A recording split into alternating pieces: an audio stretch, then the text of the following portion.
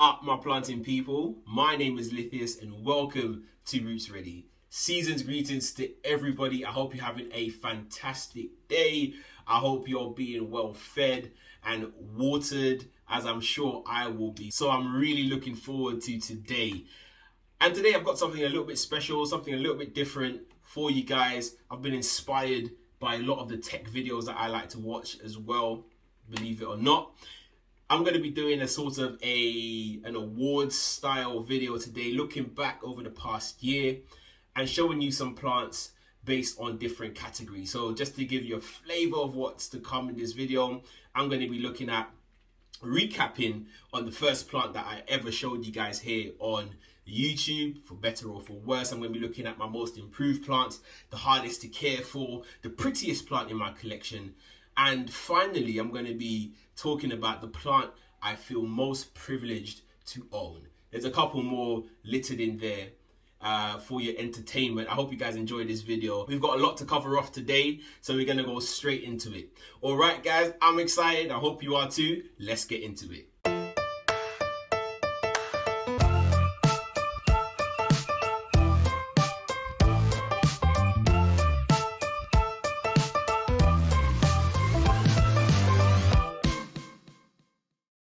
So to kick it off today, we are going to be looking at the very first plant that I ever featured on this channel. It was a leap in the dark for me, but that video has gone on to do very well for me, and I'm really proud of it. In that video, I was talking about my Stephania erectica, and 12 months later, here it is.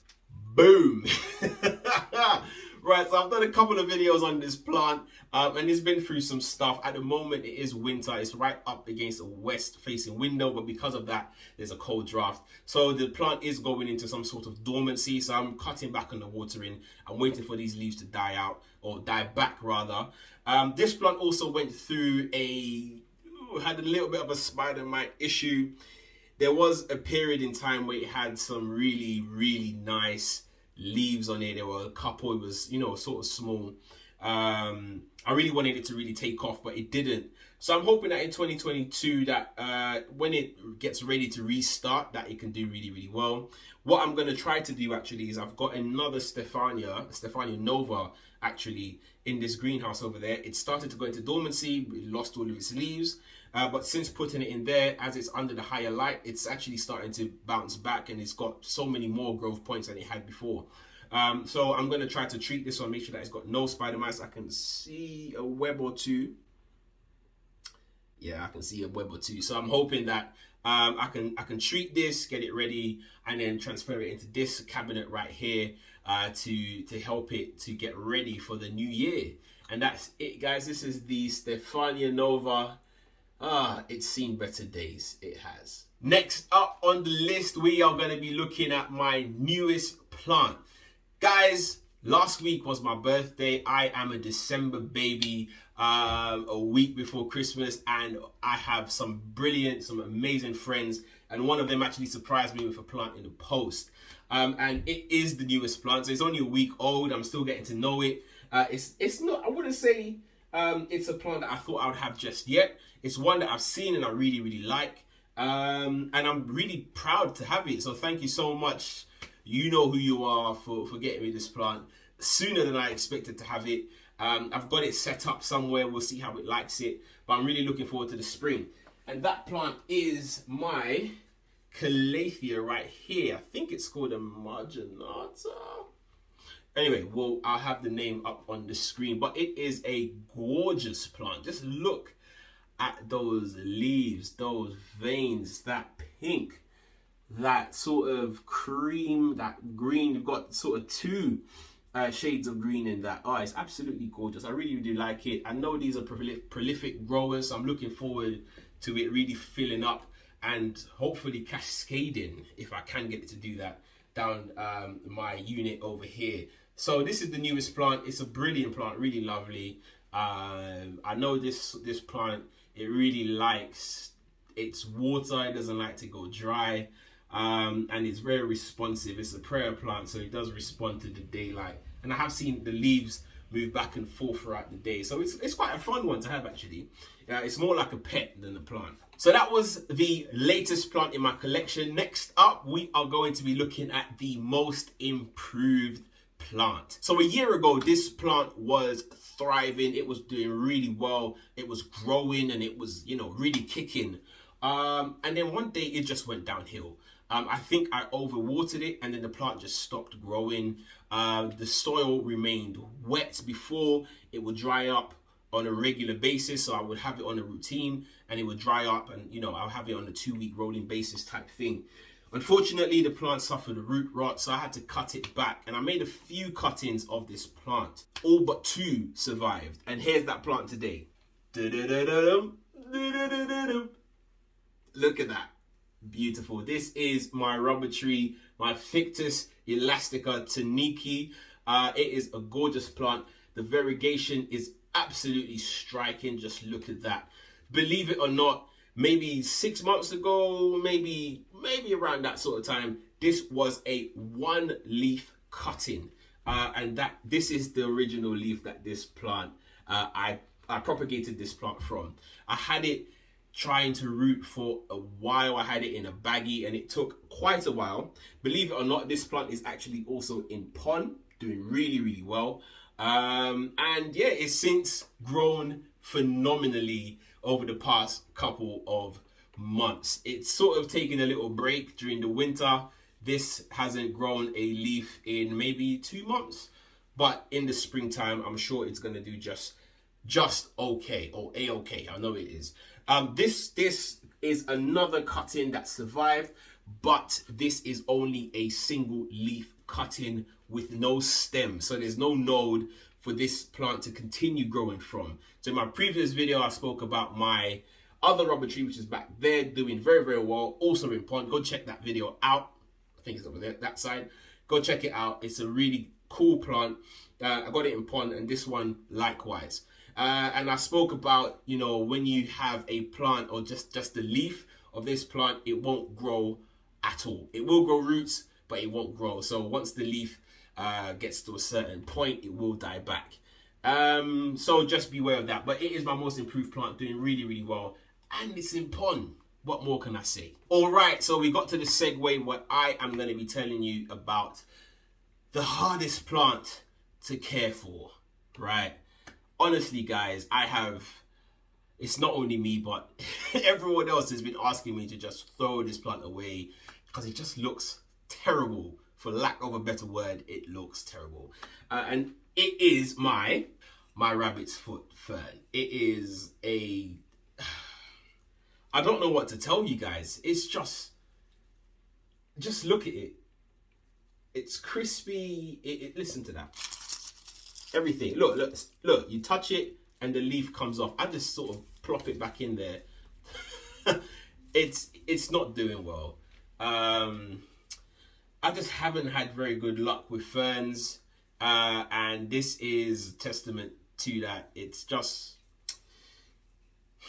if you have any advice, do let me know in the comments. How the hell do I care for this? I'm surprised that it's not dead. It's been struggling for months. And I've secretly been waiting for it just to perish because I couldn't give it away. I don't think I can give this plant away to anyone because it's just in such a bad state. Guys, the hardest to care for plant. What more can I say? If it does improve, I will let you know. My other fern, I have it in my bathroom, and it looked similarly to this. It was bad, and it's since bounced back. I've got it on a regular watering routine. It's near the window. It's getting plenty of light. And I thought that ferns couldn't take that much light. But clearly this one has proven me wrong. It's in a west-facing window as well. Yeah, but this one just hasn't followed suit. So we'll see how we get on with this. I'm still sort of holding out some hope. Otherwise, it's a very lovely planter. And I can do with an extra one and a nursery pot. Either way, we'll see how it goes. So the next category is plants I am looking forward to growing in 2022. It's a little bit of a cheat. I couldn't decide between these two plants, so I've just decided to go with both of them. One is more of a newbie than the other, and I'm going to show you both. So the first up on that list is my Luxurians Cross Radicans. It is just an absolute stunner. Just look at the corrugation in that leaf. This is the oldest leaf, and it's still holding strong. It's just an absolutely gorgeous plant. It's one that I've really wanted to just take off, and it struggled a little bit at first. It was a little bit of a slow grower, and I just thought that's the way it was.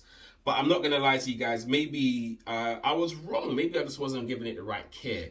And now that I have it in this setup over here behind me, it's got more light. It's really, really taken off. And I say that because over here, I've got a couple of growth points. This one started and stalled when it was sitting in my room.